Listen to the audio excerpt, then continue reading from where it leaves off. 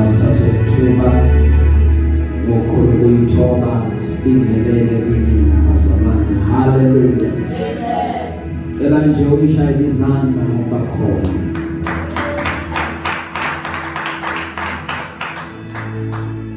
Glory be to God. Bazalwane siyabonga ukuphumelela kwenu. Hallelujah. Hlezi njalo kuyisibusiso ukuhlanganyela nami. Amen bazalwane. Cela nje utshela umakhelwane ukuthi manje wenze kahle wafika. Uphinde ubuye next week. Hallelujah. We value presence here bazalwane. Kubalulekile kithina ubakhona kwenu. Hallelujah. It means you take God seriously. Hallelujah. Nathi uma silungisa sinthatha serious. Hallelujah. Akekho ongavuka ekuseni ageza lungisa akhansela amanye amaplan ezendaweni kanti uzodlala. Hallelujah. So nathi bazalwane asidlali. We understand ukuthi uNkulunkulu usiphathisa umsebenzi wokuthi silonde imphefumulo yethu. Hallelujah. So it's very important ukuthi nathi sibe very serious about impilo yabazalwane. Impilo yakho is very serious. Hallelujah. So siyabonga ukufika kwenu bazalwane. We have a weight esithanda ukuba sabelane ngalo suku lwanamhlanje. Ake ngithathe lethuba bazalwane ngibingelele kubazalwane abasibukela live ku Facebook. Ngiyelihle igama lenkosi ithi inkosi yomusa ibenze kahle. Abazalwane abasibukela ku YouTube siyabulisa kubona. Bazalwane abalalela ama-audio ethu kanye nama podcast siyabingelela kubona. Hallelujah. Glory be unto God. Ngikhumbula iviki la singarekhodanga bazalwane. Umzalwane wathi hawu mfundisi ongikhohliwe na. Ngathi umzalwane khuleka kule viki nje ukuthi inkonzo sibana nayo. So siyabonga bazalwane ukuthi there are people who take time to listen to lokho inkosi ekubeke kithina. Hallelujah. Siyathobeka kakhulu. Amen bazalwane. Namhlanje ngizothi God can disrupt your plans. Hallelujah. Ngizothi uNkulunkulu angaziphazamisa inhlelo zakho. Hallelujah. Ngizothi namhlanje bazalwane uNkulunkulu angaziphazamisa ezakho inhlelo. Hallelujah. Ngimephambi kwenu nje bazalwane ngingomunye wabo. Inkosi eyaphazamisa zami inhlelo. Hallelujah. Ngibona nje ngilapha kwenu namhlanje ingoba kunohlelo bekade ngilihlelile kodwa laphazanyiswa amazulu. Hallelujah. Ukuze kufezeke injongo yamazulu. Hallelujah.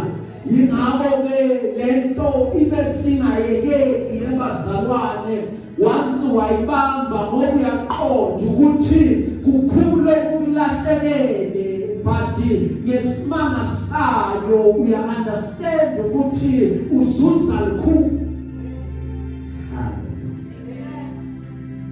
We lose a lot yet we gain a lot. Hallelujah. Our gain surpasses ukulahlekelwa kwethu. Mhlambe ukuzuza kwethu ngokuyoba kancane uma siqhubeke naloko ebekade sizokuzuza. Mhlambe bekuyoba kwesikhashana but sabuka ukuthi nangu uNkulunkulu esibiza. uNkulunkulu esibiza usibizela to something far greater. Sathi kulungile silahlekelwe yiloko kuncane ukuze sizuze yena. Antu Paul umekhuluma kokuyinzuzo kimi ngishaya indimi. A translation which I count it as rubbish ukuthi bengazuza na. Yingakho yebazalwane asinayo even isikhathi seminako yezwe. Yingakho yebazalwane bazalwane ngamanye kahambe konke sale noJesu yena yedwa. Khathaliseki ukuthi kuba nani, khathaliseki ukuthi akukho into, as long as yena khona we are enough.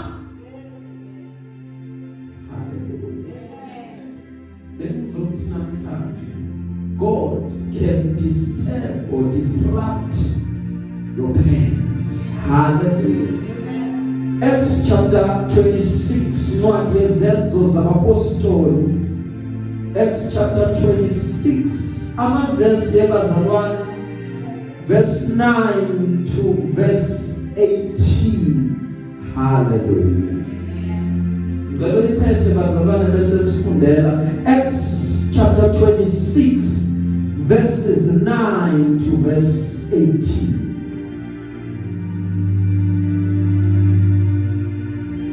Acts chapter 26 verse 9. I used to think that I had a lot of things to oppose the one named Jesus of Nazareth. That is what I did in Jerusalem. By the authority I received from the chief priest, I locked many Christians in prison. I voted to have them killed every time a vote was taken. I went to each synagogue, punish believers and force them to curse the name of Jesus. In my furious rage against them, I hunted them down in cities outside Jerusalem. I was crying out these activities when I went to the city of Damascus. I had the power and authority of the chief priest. Your Majesty, at noon, while I was traveling, I saw a light that was brighter than the sun. The light came from the sky and shined around me, and those who were with me. All of us fell to the ground, and I heard a voice asking me in Hebrew, Saul, Saul, why are you persecuting me?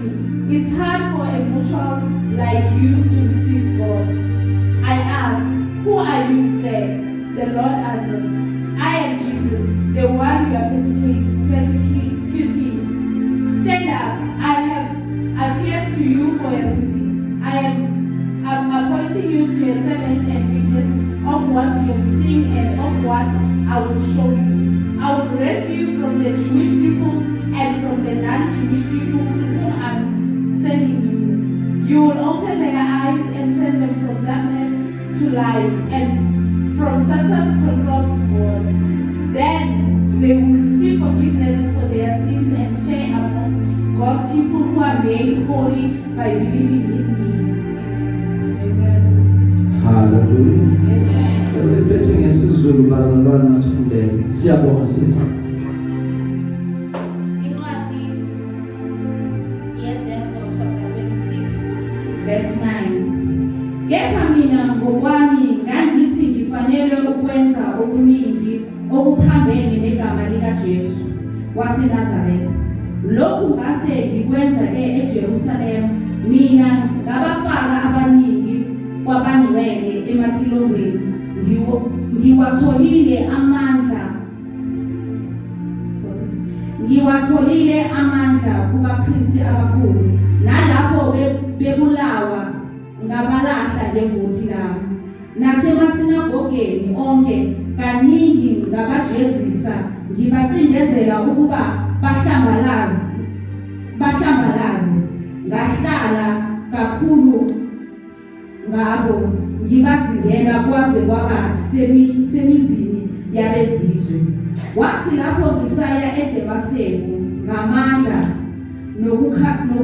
nangokuthunywa kwabapristi abakhulu emini enkulu, inkosi ngisendleleni ngabona ukukhanya okuvela ezulwini kudlula ukukhazimulisa kwelanga, kungikhanyisela nxa zonke kanye nababehamba nami.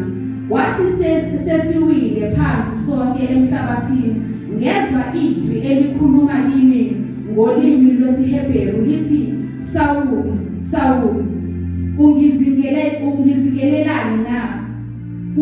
Kulukhuni kuwe ukukhahlela ezinkadini. Kepha mina ngathi, ungubani Nkosi na? Inkosi yathi, mina nginguJesu omzingelayo. kepha sukuma ume ngezinyawo zakho ngokuba ngibonakele kuwe ngalokho ukuba ngikumise ube isikhonzi nofakazi walokhu ungibona kwakho nokwalokhu engiza kuzibonakalisa kuwe ngakho ngibophule esizweni nakwabezizwe engikuthumileyo kubo ukuvula amehlo abo ukuba basuke ebumnyameni baphendukele ebukhanyeni basuke emandleni kaSathane baphendukele kuNkulunkulu ukuze bamukeliswe ukuthethelelwa kwezono nesabelo phakathi kwabangcwelisiweyo ngokukholwa kiyo. Ungakhuleka sisi. Baba egameni likaJesu Kristu waseNazaretha, leli lizwi lakho liyaphila linamandla lingaphezu konke. Phinde bese-ke wena Jehova uyalihambela uyalibusisa. Khulumisana nathi Jehova ngale ndlela ofisa ngayo futhi ofuna ngayo. Thatha indawo yakho le Jehova umuhle ngokuthula egameni nasegazini linamandla in Jesus name. Amen. Hallelujah. Bazalwane bami ngelinye ilanga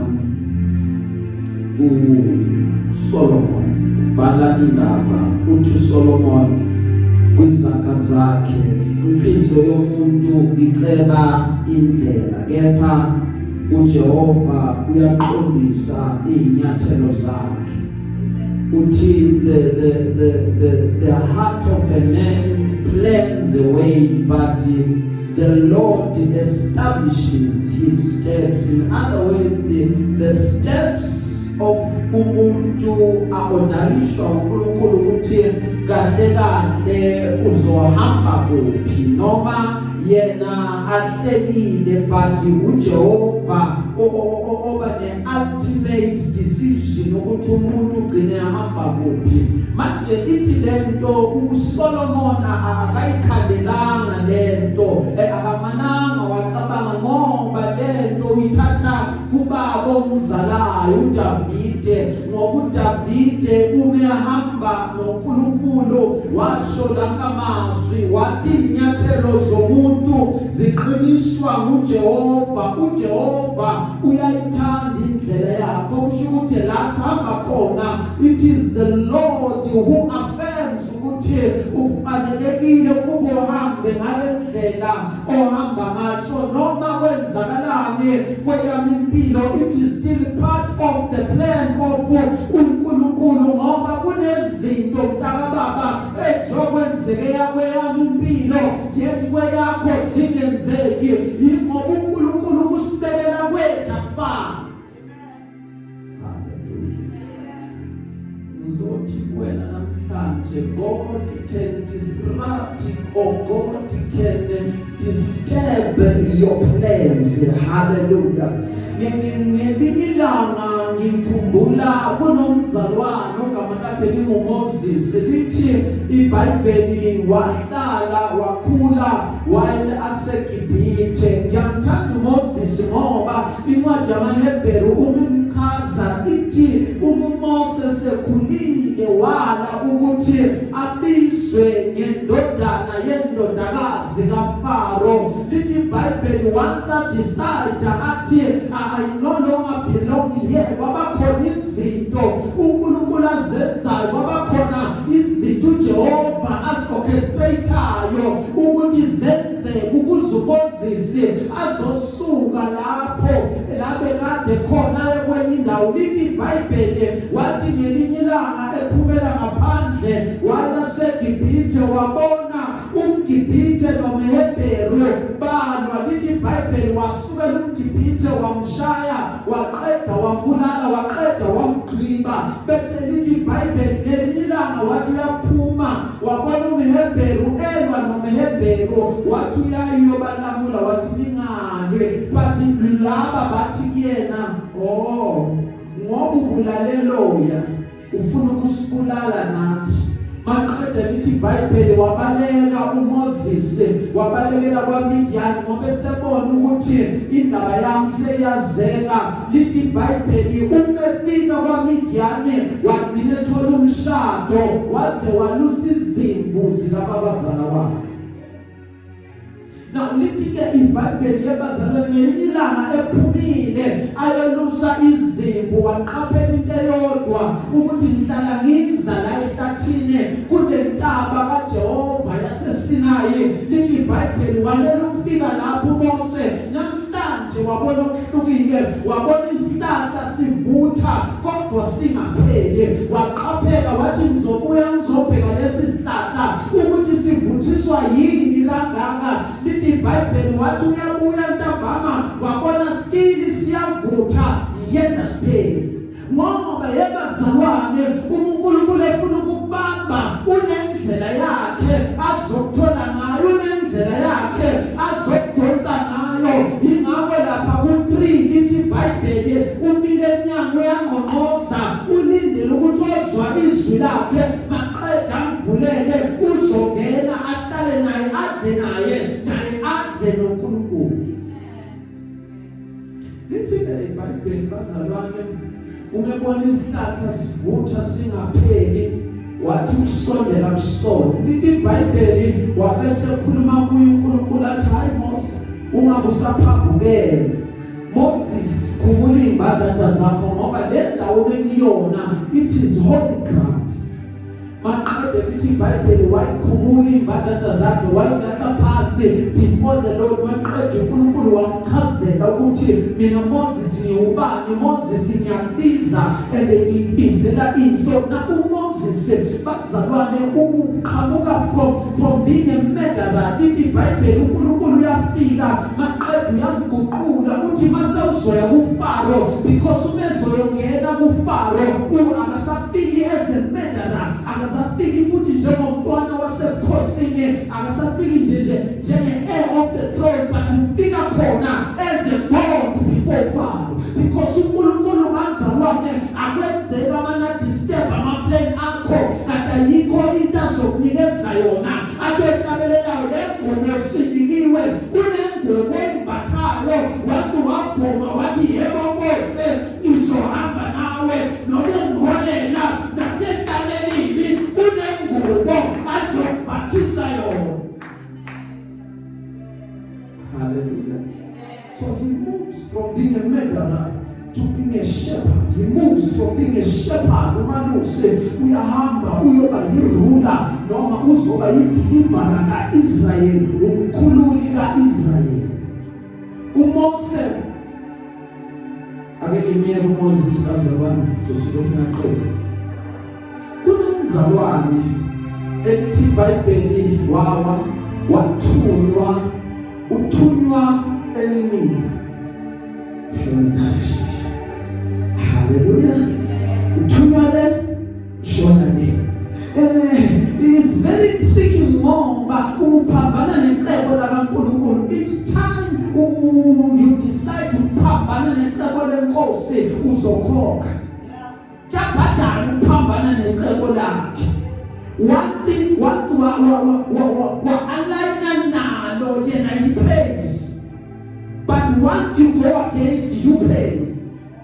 And when you pay, kune-suffering osodlula kuyona. Ngiyibiza ngokuthi ama-self-caused or self-inflicted pains or self-inflicted wounds ngoba zibangelwe wena. Hallelujah. Uzozidelay ubona impilo yakho ingafiki phambili ngoba ukhetha ukuphambana necebo lenkosi. Uyayiphikisa le, uyabiza uNkulunkulu wena uthi hayi ukuthi kunezinto Nkosi engisafuna ukuyilungisa, ake ngihlale kancane ngize ngibe right. Uyayiphikisa le, kunezinto ezokulahleka, kunendile ezokwenzeka ngoba uNkulunkulu ukhangela abantu abavulelekile ukuthi bamsebenzele. The more uhleli uthi ake ngamsebenzela uzibambezela wena. He pays yokugibela isikebhe hamba nabantu, mehamba nabantu ugcina abantu balahlekelwa into zabo ngoba inkinga kunoJohn emkhumbini. Haleluya. Fanele sibaqaphela abantu bazalwane sihlala nabo abanye ngoJohn.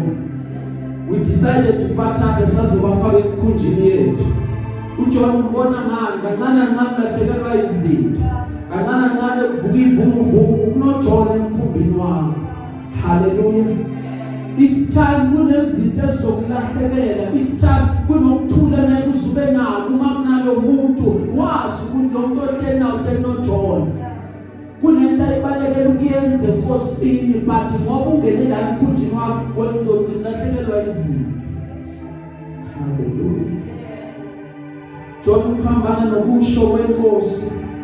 uThixo ubese udecide ukuyomlandelwana. Ukumemlanda is very funny ngoba utobhala kahle bazalwane noma ngithi ngiyaphakama ngiyaphezulu wena Jehova ukhona noma ngithi ngishona phansi ekujubeni kolwandle wena ukhona. Kusho ukuthi wena Jehova ngikwazi ukuthi ngingakubalekela noma ngangiyakuphi. uJehova uyahamba uyomlandelwana uphazamisa inhlelo zakhe.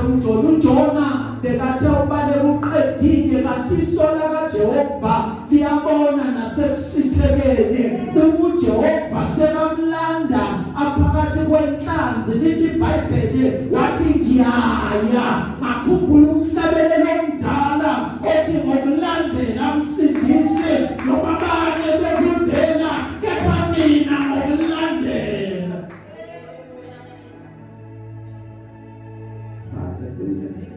So Jonah moves from being a rebel because Jonah he rebels against God. Upambana necebo lakaSimakade uthi Jehova siyaphambili athi ngemuva mina athi ayangida. So he moves from being a rebel to being a messenger. Ngoba uthatha umlayezo njengoba unjalo akusiwo wakho umlayezo but umlayezo wabantu baseNiniva. Uthatha njengoba enjalo uyahamba uyoshumayela iNiniva ngesikhathi esincane. Lithi iBhayibheli baphenduka bonke because they heard the message.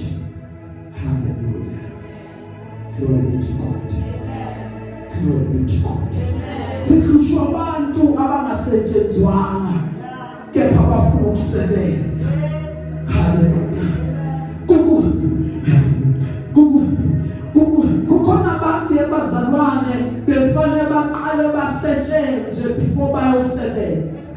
Kukhona abantu befanele baqale bahlale phansi kube khona izinto ezakho kubona before bangathi bayosebenza ngoba bayahluleka uma besebenza ukuthi babone labalandwe khona ngoba banayo ipoint of reference benza umathanda aba-understand i-sacrifice eyenziwa emnqamlezweni ukuthi yabizigazi kwabiza ukuhlukana wankulunkulu yinawe bahlala.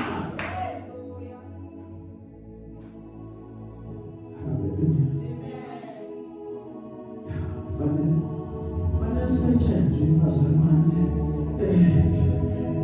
Khona la fanele sidluliswe khona inyembe zifanele uyikhale. Ungayikhali ngoba khona uyikhale ngoba inkosi khona la ibizela khona. Kukhona abantu abadlule ingene ezibuhlungu ezithile but angeke ukwazi ukufinyelela kubona until ukhale ngezimo zabo ngoba mntana baba angeke ukwazi ukusilapha isilondo ongasazi ubuhlungu baso. Kufanele uNkulunkulu aqala adlulise wena. Kukhona i-rejection efanele uqale uyithole wena uze ukuthi kubuhlungu kanjani ukujikelwa abantu, uze ukuthi kubuhlungu kanjani ukulahlwa abantu, ukuze uzoduduza bonke abalahliwe, ukuze izwe lidozane kimina lonke lizoba nemini kuwena ukuthi uJesu uyabambana, uNkulunkulu uyabonana, uSimakade uyagcinana, uma bejikelile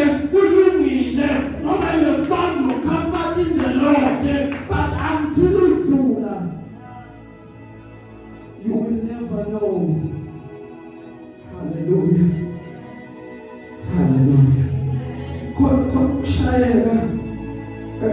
kufanele ushaywe ngakho. Glory be unto Jesus.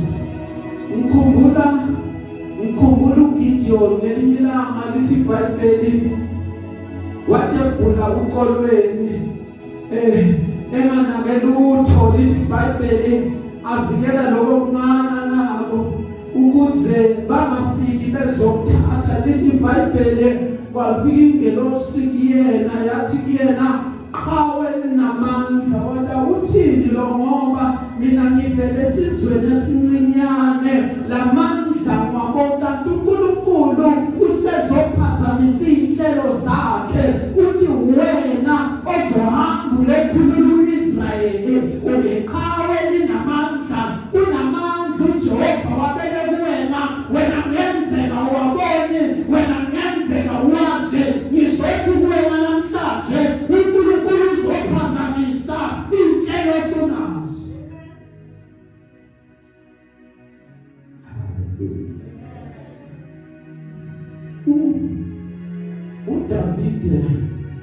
uDavide bekumfana bazalwane. Haleluya. uDavide lithi iBhayibheli wafika uSamuel ekhaya kubo.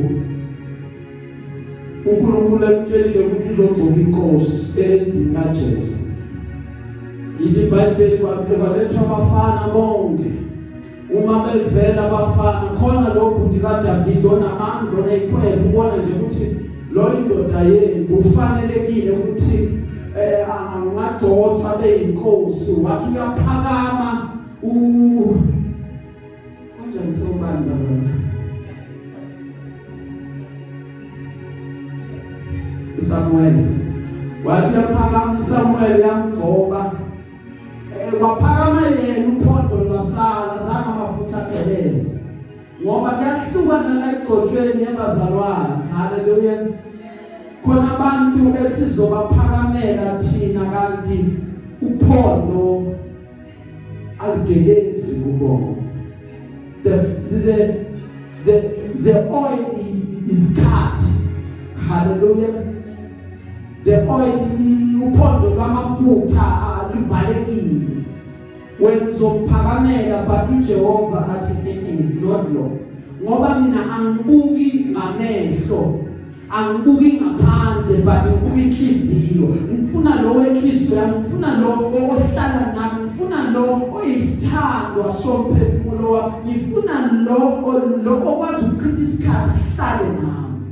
Hayi lo othi mina ngiyakwazi ukukhuluma. Angifune lo one-influence. Ngifuna lo okwazi indawo efihlakele, who knows the secret place. But abantu befuna ukuvelela yena ashone ngalathi ngisayofuna ubuso benkosi ekusithele. Ngifuna yena ngenzeka kathande, ngenzeka akanalo igama elikhulu, ngenzeka akaziwa but ngifuna yena ngoba yena umesefika uphondo lwamafutha lizogeleza ngoba uyena ogcotshiwe wagcotshelwa uSimakade.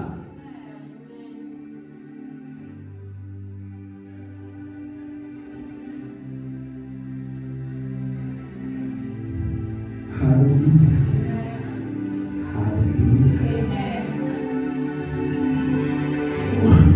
uDavide ubemalusi elusizi iplan yakhe bokizipho bengekho throw bengayiboni njengenkosi. But God disrupted his plans. Yikevesha tababa uNkulunkulu waphazamisa inhlelo zakhe ngoba ngikhumbula ivinomezo lempilo uDavide ufika lapha kuSawuli uthi ngelinye ilanga mina ngiyazaluse mina I'm just a musician ngidlalela ihabhu nje ngibiza uThixo ukuthi uThixo azohlala na angiyazi into ngoba uDavide before azoba inkosi wagcotshwa waze kwaba kathathu 2 times. Hallelujah. Glory to God. So So uDavide uNkulunkulu bazalwane uyayiphazamisa inhlelo zakho ukuze kufezeke injongo yakhe. uDavide simbona move from being a psalmist, from being a shepherd, move to being a king, because uNkulunkulu ufaka ku process umezophazamisa ezakhe. Jeremiah ngelinye I'm only a child. Ngiyumfana nje. Hallelujah. Yathi bazalwane pressure enkulu emangalisayo yokubizwa uNkulunkulu akubize usesewumntwana. Hallelujah. Because into yayicabange sometimes ukufikela ukuthi yazi labantu bebengimdala ngabe bayamhlonipha manje bangikala ngamehlo njengamanzi omboni babo yabo bambheka nje bathalo irespect yethu somshana lencane ngoba mncane so sinaleyo pressure ke uma inkosi ibiza usesemncane. Hallelujah.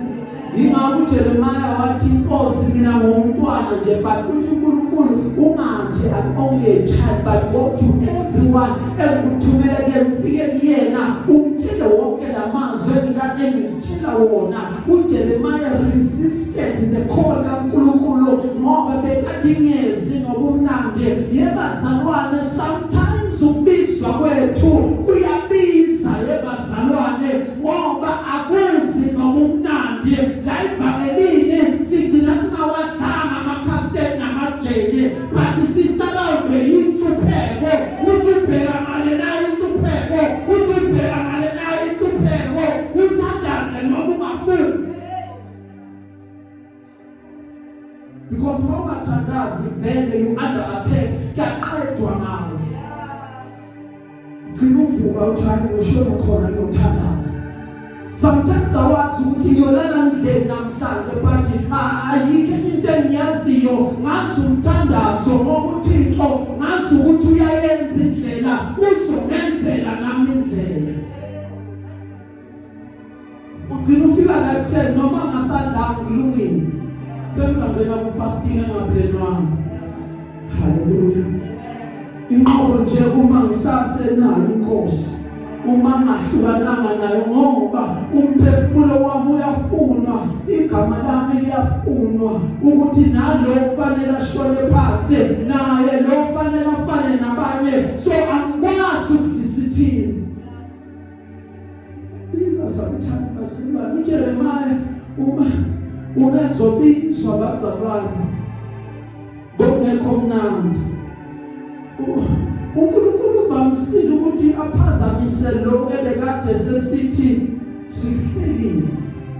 Ubamsile uNkulunkulu ukuthi umefika adisturb lo ebekade ucabanga ukuthi uzoba yiko ugcina uphenduka okunye, kanti konke kusohlelweni lwakhe. uJeremiah ubengafuni ukwenza lento ngoba uJeremiah umevele eBhayibhelini uvela as a weeping prophet, uvela njengomprofeti okhalayo, uvela njengomprofeti ogcwala inyembezi ukuthi impilo bekade ingekho mnandi, but impilo njalo beyilokhu imlethela amalemon bitter, impilo yobizo. Because what uNkulunkulu emphakamisa elevator kufaka office lo prophet, my God, that office bazalwane yilona efanele likhulelwe kakhulu, because in that office izinto ziyenzeka. What uNkulunkulu ambeka kule office le prophetic kunezinto kuwena eziyokulimaza kakhulu, but uhlale nje endaba yokuthi sewuhlale inkosi. Hallelujah. Mina ngazi abaprofeti abaningi bahamba bajikele. Why? Because of the burden that they had to carry. Hallelujah.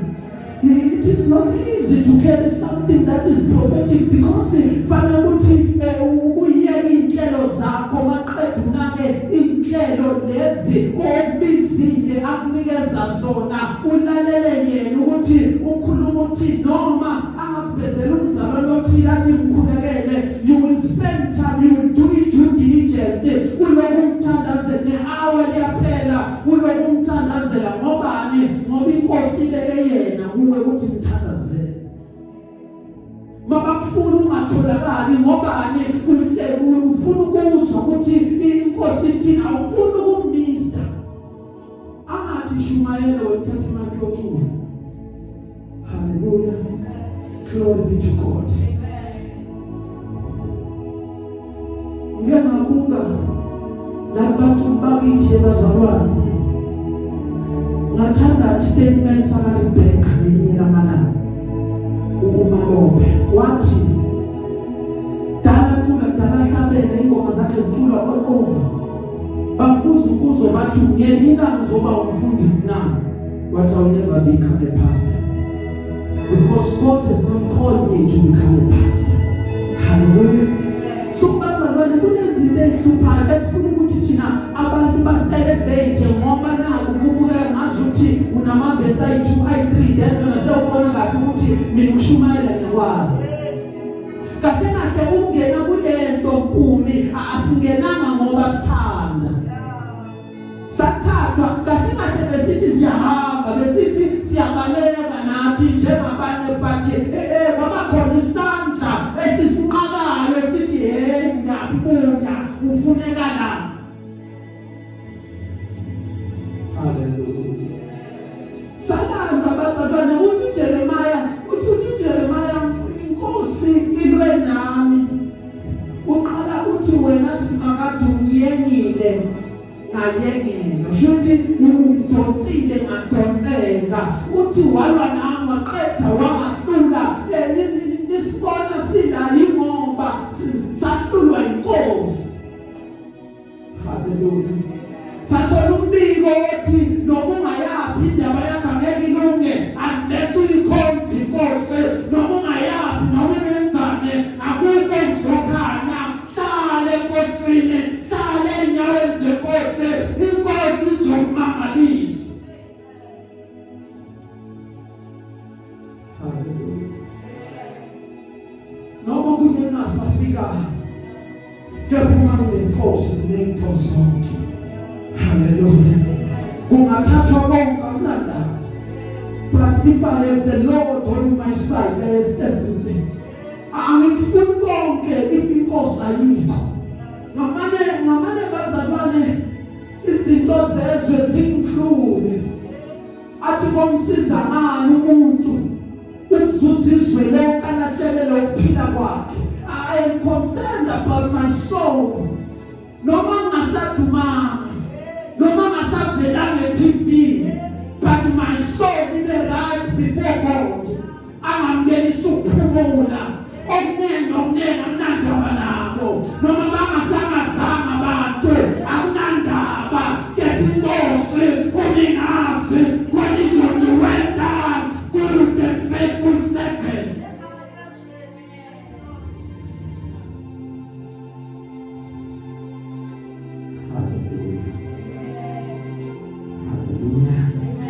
Uthi Jeremiah ube nami wamahlula. Uthi okay uhlulile, angeke ngikhulume naye, ngizothula. Angeke ngifakaze naye, ngizothula. Umethula kanti kunento evalelwe kuyena ngaphakathi elithi iBhayibheli lapha ku-20 isemathanjeni lento. Umuntu uyathula ayikwazi ifana nomlilo, ingumlilo emathanjeni. Mawuthi uyathula yona iyaqhuma, mawuthi uyathula yona iyavela. Ithi wena uyilangabi lasekhaya ezulwini.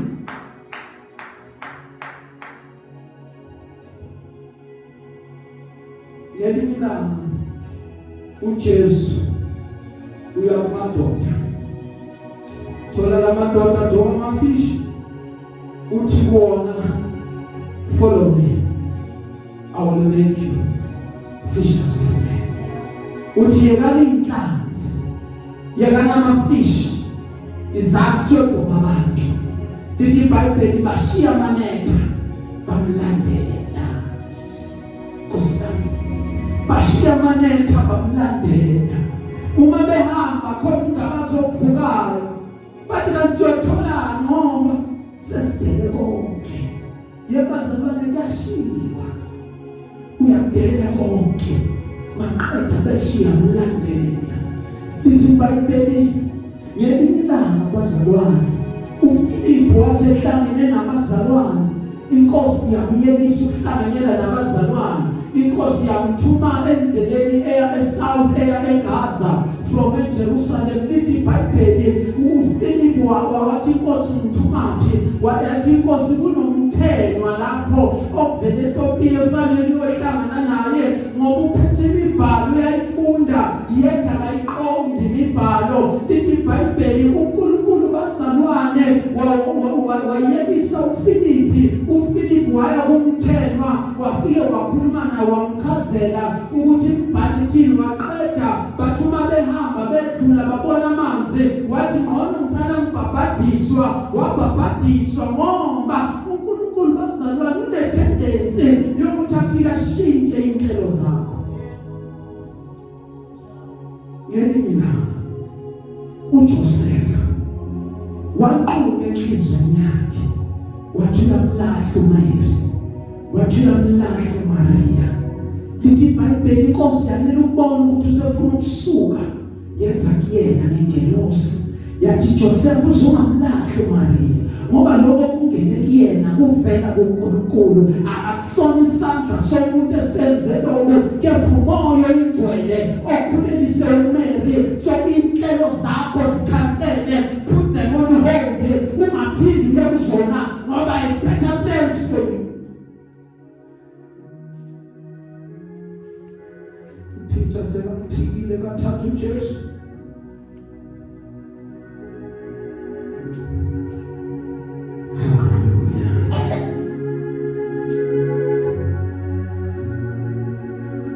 wavuka uJesu wazombona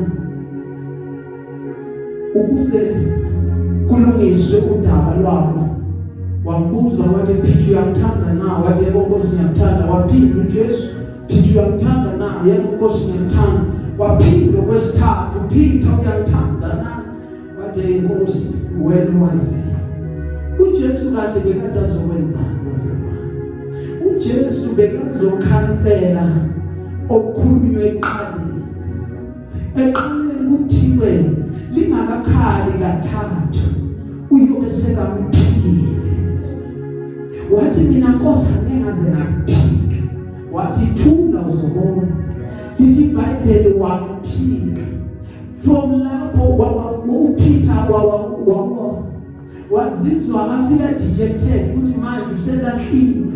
Waqeda wahamba athi uyoqasha. But wafika lapho waphenduka ukuthi inkosi bekungazi ukuthi yenzani. Maqeda lithi iBhayibheli uma sekathi uJesu siyohlangana eGalile ningamshiyi noPeter ukubonana kwabo. Maqeda uJesu mezobuza ukuthi Peter uyamthanda na? Ukhansela lezazinto ezikhulunywe eqaleni ngoba isithando uJehova uhlezi njalo anecebo ngempilo yakho noma ingaphambana nelakho noma ungahamba wenza amaphutha. But uJehova unendlela yokuthi abuye azorewrite isitori sakho ukuze kuvele okuhlukile kunaqala. uNkulunkulu angayiphazamisa inhlelo zakho. eBhayibhelini kunendoda elithi iBhayibheli ibikathi imfishane lendoda yahamba yagijima lapha ku-19 bazalwane yayogibela esihlahleni uZakewu igama lakhe.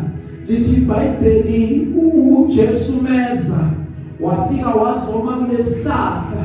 Inhlelo zaZakewu bekade ziwukuthi ufuna ukubona inkosi. Inkosi yafika yazophazamisa inhlelo zaZakewu. Yathi kuZakewu, Zakewu shesha wehle emthini wehlele phansi ngoba namhlanje ngimele ukuzovela. God can disrupt your plans. njengoba nje ngihamba nabo ngizama ukukuvezela ukuthi inkosi iyayiguqula inhlelo bekade uthi wena sewunazo, ngoba bathi laba bhekani ohlala endlini yesoni uthi ngize ukuzosindisa ebekade kulahlekile ukuba kuyiselwe, ngoba uJehova umesesebenza empilweni yakho wathi bayiguqulile inhlelo zakho. Akanaki ukuthi abantu bathini, bana nawe ungavali indlebe unganaki ukuthi abantu bathini, but uhambe wazi ukuthi I'm a new creation, I am in Christ, the old is gone, behold the new is come. Akusasibuye lo yamuntu wafa. Amaphina abantu ngoba bazokwenza uhlukane noNkulunkulu. Hallelujah.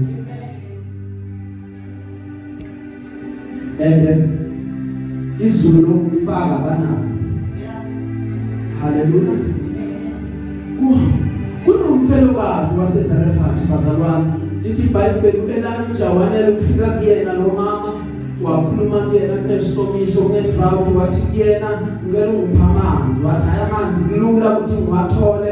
Waqeda u-Elijah wathi ngicela ungiphe inqebelengwane noma ungiphe ukudla loko enako. Wathi lo mama muntu kaNkulunkulu ufike ngesikhathi esibi, ngiyathanda ukukupha but inkinga ukuthi lokho esinako nje kuncane muntu kaNkulunkulu. Besithi siyadla nomntanami maqeda bese siyafa, but the man of God said qala ngani kuloko senihlelile, ngoba kunezinto yabazalwane zakaNkulunkulu efanele sizenze. Wakusazenza saqala ngaye, uJehova uzokwenza sure ukuthi indlala ingeke ekhaya lakho. uJehova uzokwenza sure ukuthi ukudla uhlala unako, ngoba kunezinto owaqala ngaye kuqala.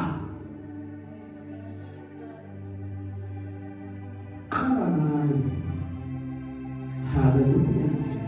Kubulo wesifazane bazalwane waseSamaria, lithi iBhayibheli wahamba lo mama eyokha amanzi. Lithi iBhayibheli bekade aphethe ijele yakhe yokha amanzi. Lithi iBhayibheli wanele wafika nje emthonjeni, wathi uJesu ngicela ungiphuzise amanzi. Lo mama wathi ingani yazi ukuthi nina baseSamaria, nina maJuda nathi baseSamaria asidlelane, wayezocela kimama amanzi. Wathi uJesu mamela muntu wesifazane ukuba uwazi ukucela kimi amanzi bozaphuza ungaphinde wome, ngoba uphuza lakho amanzi engimnikeza wona phakathi kwakhe kusala gobheza imithombo amanzi angabi nokuqhamuka. Maqeda lithi iBhayibheli wathi uJesu show me indoda yakho. Wathi mama wathi ngiyawuqinisile ngoba nayo nayo kusiyo wakho. Maqeda lithi iBhayibheli washiya imbiza yakhe emthonjeni, wagijima wangena emzini, wathi zani nizobona ontshele bonke ingeke uKristu na, ngoba lo muntu umtshelile zonke indaba zami, ngiphume ngiyothola amanzi ulawa phelayo, bangadibana naye wenza umqondiso izinto zaqoqa empilweni yami, washintsha impilo yami, wawaguqula amaplenzi bebadeni nawo.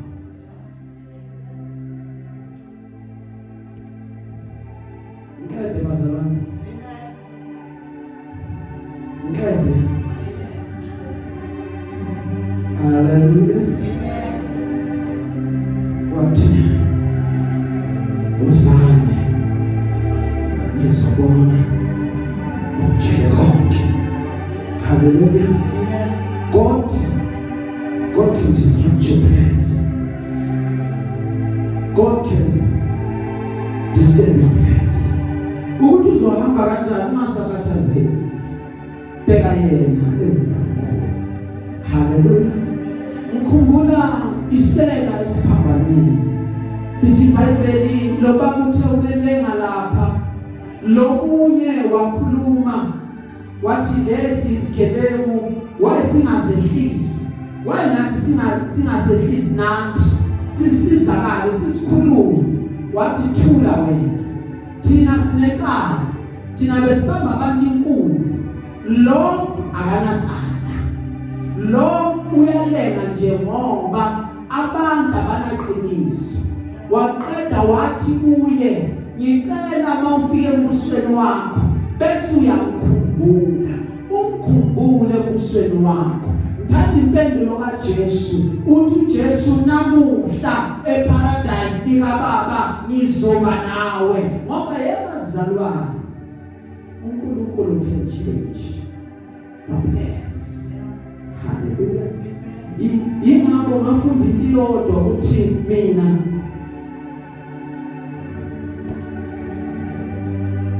ngiyabona mina bazalwane bathi, ngiyabona bazalwane asikhona lo masho, ngiyabona mina bazalwane hayi wasika washo. Hallelujah. Anginalo izwi lokufaka umuntu nesibongo sokufaka umuntu anginaso. Hallelujah. Ngafunda into eyodwa ukuthi angimahluleli umuntu even ku-5 yakhe. Hallelujah. Uyena owazi indlela yakhe nenkosi ayini, ngoba abantu bayakwazi uku-acta, abantu bayakwazi nanokudlala isonto, badlala isonto phela 30 years umuntu alokadlala isonto. Hallelujah. Omunye umfana ngixoxele kancane nje bazalwane, omunye umfana ubabakhe wathi mfana boss hamba uthengisiwe, wathi umfana bona abantwana abancane nje bathetha kanjani, bathi hayi, wathi mfana ngiyakuthuma hamba uthengisiwe, wathi hayi, wathi mfana ngiyakho yini, ngiyakuthuma hamba uthengisiwe, wathi baba ngiyacela naye ngiyothengisikwa, hayi ngoba ngiyadelela baba, ngicela ukuthi ungakhulumi ngami lendlela okhuluma ngayo. Athi ngikhuluma kanjani kanti? Athi baba ngicela ukukhuluma ngale ndlela ohlala ukhuluma ngayo esontweni. Hawu baba mfana, wathi yiphi leyo mfana, hamba uyothenga isinkwa ngizobe senyama. Ngoba bazalwane kuningi uku-acta abantu abangakwenza, but thina asikwazi ukungena. Yingakho naku-5 yakhe umuntu la sekashona khona asazi ukhulume wathini uNkulunkulu, noma bekuyisono esingakanani emehlweni ethu. Hallelujah. Asazi ukuthi uxoxe wathini, mhlawumbe ucela ukuthethelele njengesono esiphambanweni sathi 5 yaso sengiva Nkosi ube nami wathi ngizoba nawe. Abanye bayathethelelwa ku-5. Hallelujah. Abanye fanele bayibambe base bangayeki kuze bese kugcineni asifani. Nisibona nje sosebenza ensini asifani, khona ukudala bafika, khona bafika manje, khona bayofika sekuvalwa asifani. Hallelujah. So asingeti neindabeni zabantu kuye noNkulunkulu ukuthi ukhulume wathini. Uma ufuna uJesu sizomamkelisa inkosi kube kuhle, izulu lihlobone ngoba isonto sesiphendukile, but ukuthi yena uxoxe wathini yakhe nenkosi yakhe. Hallelujah. Glory be to God.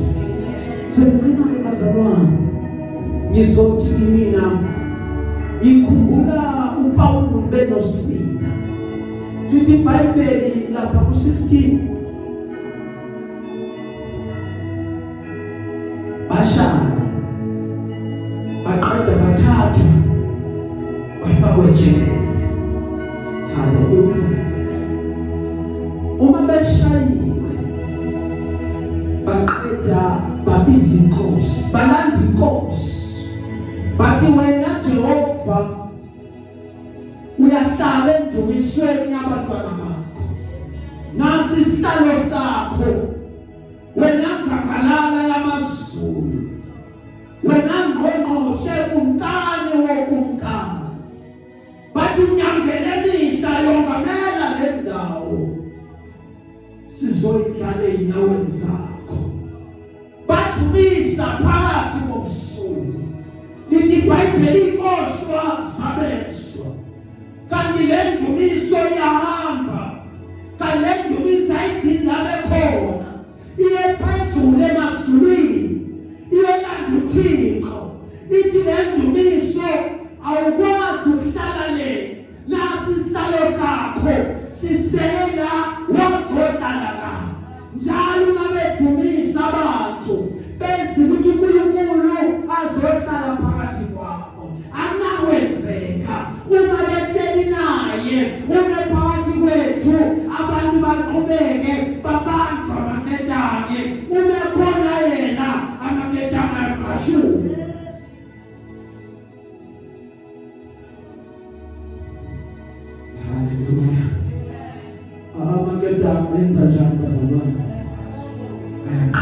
There is freedom. There is liberty. In His presence, there is fullness of joy. We are set free in His presence. Ebekade kusibambila qhubeka usibamba kubi namandla. Kuvele bonke ukuthi kushona ngoba sisekhona empande.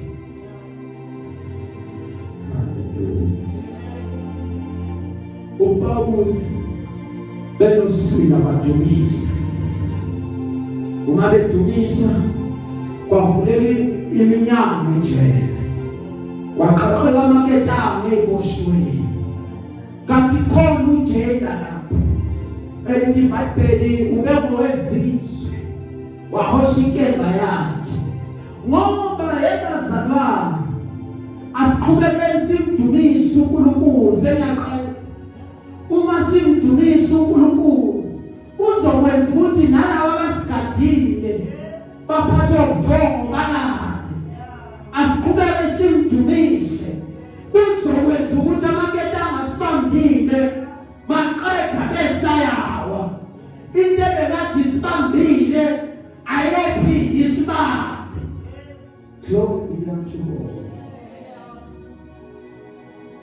Hallelujah.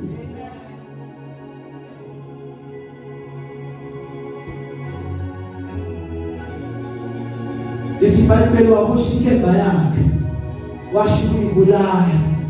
Bathi cha ngezwe elikhulu ungayibulala sikhona sonke. Hallelujah. Bathi ungayibulala sikhona sonke.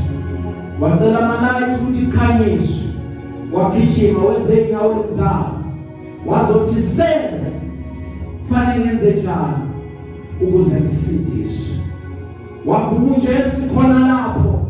Waqeda wathi asambeni siye ekhaya. Nasekhaya bayamdinga uJesu. Wahamba waya nabekhaya umndeni wakhe wakhona wonke. Lapho sifunda khona abazalwane seqedile. Uthi uPawulu injongo yami bekade kuzodisturba. Injongo yami bekade kuzophazamisa umbuso kaNkulunkulu. Bekade ngithanda. Bekade nginogqozi lokubulala abazalwane ma-persecute. Abanye bathatha bafaka emajele. Abanye kuthiwa mabele babulawe mababulawe. Uye uPawulu waseTarsus elithi iBhayibheli uthi ngowakho umlomo the day kubulawa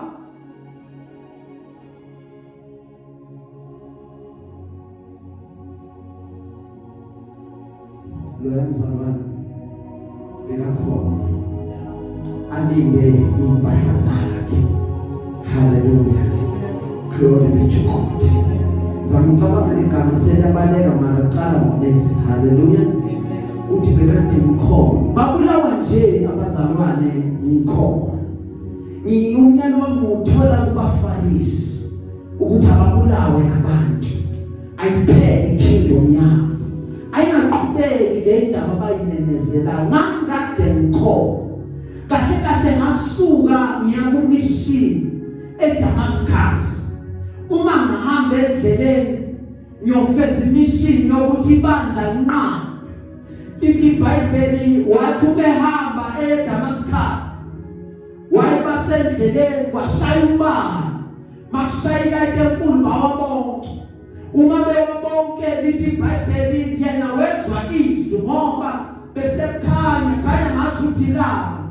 Wezwa izwi lithi Sawulu, Sawulu umzingelelana. Wathi ubani wena Nkosi?